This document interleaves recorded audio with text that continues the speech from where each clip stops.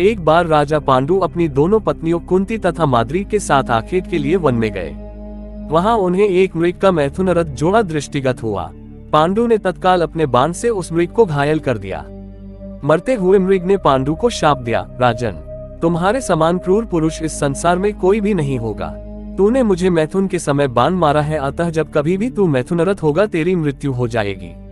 इस शाप से पांडु अत्यंत दुखी हुए और अपनी रानियों से बोले, हे देवियों, अब मैं अपनी समस्त वासनाओं का त्याग करके इस वन में ही रहूंगा, तुम लोग हस्तिनापुर लौट जाओ। उनके वचनों को सुनकर दोनों रानियों ने दुखी होकर कहा, नाथ, हम आपके बिना एक क्षण भी जीवित नहीं रह सकती, आप हमें भी वन में अपने साथ रखने की कृपा कीजिए।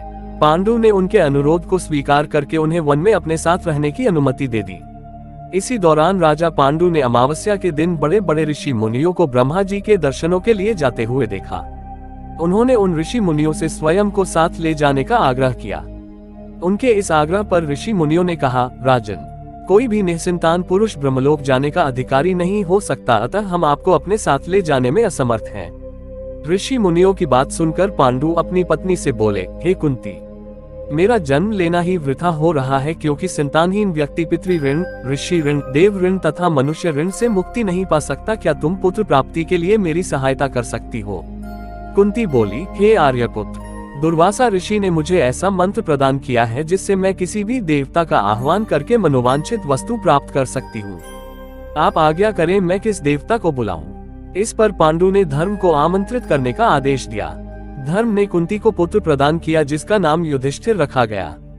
कालांतर में पांडु ने कुंती को पुनः 2 बार वायुदेव तथा इंद्रदेव को आमंत्रित करने की आज्ञा दी।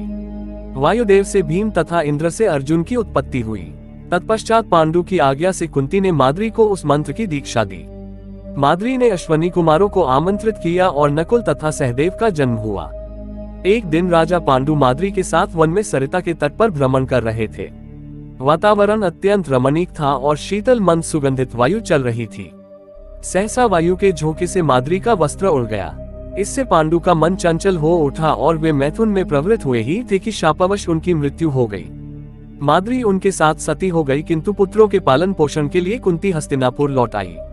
इधर युधिष्ठिर के जन्म होने पर धृतराष्ट्र की पत्नी गांधारी के हृदय में भी पुत्रवती होने की लालसा जागी। गांधारी ने वेदव्यास जी से पुत्रवती होने का वरदान प्राप्त कर लिया। गर्भधारण के पश्चात 2 वर्ष व्यतीत हो जाने पर भी जब पुत्र का जन्म नहीं हुआ तो क्षोभवश गांधारी ने अपने पेट में मुक्का मारकर अपना गर्भ गिरा दिया। योगबल से वेदव्यास को इस घटना को तत्काल जान लिया। वे गांधारी के पास आकर बोले, गांधारी, तूने बहुत गलत किया। मेरा दिया हुआ वर कभी मिथ्या नहीं जाता। अब तुम शीघ्र 100 कुंड तैयार करके उनमें घृत भरवा दो। गांधारी ने उनकी आज्ञानुसार 100 कुंड बनवा दिए। वेदव्यास ने गांधारी के गर्भ से निकले मांसपिंड पर अभिमंत्रित जल छिड़का, जिसे उस पिंड के अंगूठे के पोलवे के बराबर 100 टुकड़े हो गए।